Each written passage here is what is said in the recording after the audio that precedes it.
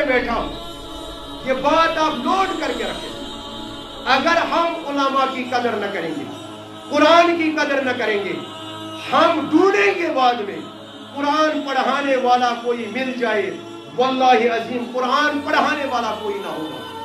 ہم ڈھونڈیں گے امامت کرنے والا کوئی ہوگا، مگر امامت کرنے کے لیے کوئی تیار نہیں ہوگا۔ ہم چاہیں گے ہمارا کوئی جنازہ پڑھائے، مگر پڑھانے والا موجود نہ ہوگا۔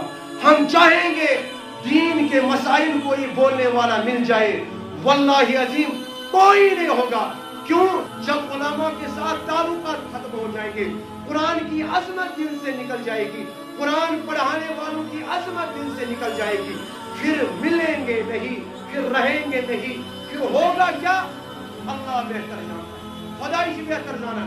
اس لیے علماء امامن پرناون والن قرآن پاک مسجد عظمت دلس مدن تھاون، یہ مومن سن حق